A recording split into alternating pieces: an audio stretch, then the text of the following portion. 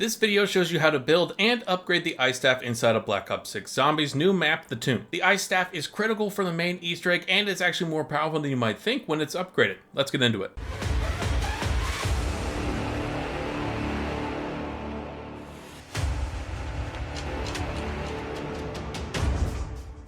To begin, you need to make your way all the way to the Pack-a-Punch machine, which thankfully it's a small map and the game literally tells you how to get here, so this is going to be extremely easy for you to do. Once you are done with getting to the Pack-a-Punch, go as many levels as you can and get as upgraded as you possibly can, because as soon as round 8 comes around, you're going to see your screen start flickering, and that means a shock mimic is on its way. This should be your first shock mimic interaction, and as soon as you take out that shock mimic, you're going to see an item that is dropped. That is going to be a monocle that you need to pick up to really start getting the Ice Staff. Now that you have the monocle from round 8, I want you to make your way into the tombs area of this map, where you're going to see some walls that are going to have bulls on the side that look like they're charging at painted figurines. You're also going to notice inside of this area a purple lantern. What you want to do is shoot the purple lantern, which will cause the lantern to move to a different section inside of this room, which is what you want, because you want the lantern to be in one very specific location inside of this room, which is going to be this exact location. You want it here because as soon as it is in this location, after you have the monocle, it's going to show a bunch of different Roman numeral symbols on the wall on the bull. What you have to do at this point is shoot the numbers in the correct order, going from 1 to 10. In this situation, there's only 8, so you only have to focus on 8. Now, of course, these don't look like the regular Roman numerals that you know and can look up, so use your best guess with the little graphs that I have put on the screen inside of this video to basically help you out. Obviously, one line equals 1, so use that to your advantage when you're looking at all these different Roman numerals. Now, while you're doing this, keep in mind you do have 3 tries to get the order wrong. Now, thankfully, as long as you get one correct and you miss the second one, the first one doesn't go back to 0. You can start from where you left off and had the last correct one. If you get it wrong 3 times in a row, it's going to start a lockdown step that you then need to survive. As soon as you are done surviving, go into the next round and you can basically start this all over again. Now, if you get these in the order correct, you're going to see a flash. You're going to be flashbanged by the game, and you're also going to be thrown into another lockdown step where you need to go through several rounds of destroying zombies and elite zombies at the same time, which really isn't all that difficult as long as you have a Pack-a-Punch gun. You'll know you have completed this holdout once you see a max ammo and also the staff of the Ice Staff show up right in front of where you were shooting those Roman numerals. Now you can move on to the second location and do this exact same thing again. The next location is going to be in the room where you can get Deadshot Daiquiri, more specifically where you can get the crafting table. You want to do the same idea of shoot the purple crystal flame until you get into the room with the crafting table, and you're going to see stars on the wall, which will then turn into the same Roman numerals, except it goes 1 through 10 this time. Do the exact same process of shooting the right order of these Roman numerals, and you will go into another lockdown where you have to kill elites and regular zombies. Once you have this complete, you'll be flashbanged again, and right in front of where you made the constellation, you will see the second piece of the Ice Staff, which is basically the head crystal of this staff. Now that you have both items and the monocle, make your way back into the Dark Aether. This is going to be the hardest part of this entire building process. Right next to the Pack-a-Punch, you'll see this giant wall of some kind with a lot of symbols. Interact with the middle and you're automatically going to drop off staff parts. This is immediately going to throw you into a shutdown phase where you have to protect the staff, as you'll see a health bar for the staff. Now you're going to be swarmed by all kinds of zombies, including elites. Now elites will only show up if they are inside of your round and alive when you start the shutdown phase. So I highly recommend, if you have an amalgam like I did, killing the amalgam before you start the shutdown phase, because it's going to chase you throughout this entire thing, and that makes this way harder. This shutdown phase is going to last around a minute, and you want to focus on killing all the zombies and flying zombies that have a purple aura around it, because those are the zombies that are going to be focusing the Ice Staff. I highly recommend going into this more over prepared than not, because the amount of swarm that you're going to have come at you while you're trying to protect the staff is going to be a lot at the earlier rounds. Now you know you completed the shutdown phase when you get a flashbang once again, and you'll be able to see the Ice Staff glowing, and it will form together to create the regular Ice Staff. So now that you have it, let's move on to actually upgrading it to the best form. With the Ice Staff, you're going to need to shoot 3 burning crystals. I don't know if this is the exact order. This is the order that worked for me. Back into the room where you did the first set of constellations and Roman numerals, shoot that crystal. Into the room where you see the yellow portal, you want to shoot that crystal, and very quickly go into the big open room where you have the portal that first took you into the Dark Aether, and shoot that burning crystal. If you shot them in the correct amount of time, you will get a confirmation that you did so from Archibald, which will allow you to move on to the next step, which is inside the Dark Aether. Thankfully, this part is very easy. Once you're inside the Dark Aether, you want to look up at the floating stones above you, and only 3 of them are going to have a small purple glow on them. These are going to be 3 unique runes that you need to remember. These runes are going to be different in every single game, and they're going to be on different stones in every single game. So this isn't going to be the code that you get in your game, so keep that in mind. Now, these glowing runes aren't always easy to see, so make sure you take your time and run around the Dark Aether until you find these 3 runes. Write them down, whatever you need to do to remember them, and once you have all of them, make your way back to the spawn room. Once you're back in the spawn room, or called the dig site, make your way up to where you know the 2 brass bowls are, and where the portal used to be, you're going to see a bunch of runes that you are going to shoot. Obviously, the 3 runes that you got from inside the Dark Aether from those floating stones are the 3 runes you need to shoot. Once you shoot all 3 of them, doesn't have to be in the exact order you shot them, the portal will open and take you back into the Dark Aether. Now, once you spawn inside the Dark Aether, you are going to be on top of a platform, and you're going to see a glowing purple orb spawn in front of you. Interact with this purple orb, and you're going to start a soul box chasing sequence. What's going to happen is that this orb is going to spawn zombies of all kinds, elites and otherwise. What you have to do is kill the zombies as best as possible, as quickly as possible, while you're chasing this orb around the Dark Aether. This is going to fill up this orb to a certain point to where you get to the end of its route around the entire Dark Aether and enter into the platform where you first built the ice staff. At this point, all you have to do is interact with the purple orb inside of this decorative wall, and your ice staff will automatically upgrade itself to its upgraded form, which makes it way more powerful. Now, at this point, you're ready to go on to the next steps of the main Easter egg, which I'm going to have a different video on just to try and keep this under 10 minutes, but I hope you guys found this walkthrough guide helpful from the beginning of building the ice staff to the upgrading part. And honestly, I'm having a lot of fun just running around and using the ice staff with its crazy powerful ability. That is just my opinion on it. Let me know what you guys think about this ice staff down in the comments, and I hope you guys found this walkthrough guide helpful. If you did, make sure to hit the like and subscribe buttons down below so I know that you did find it helpful, and I'll catch you guys in the next video.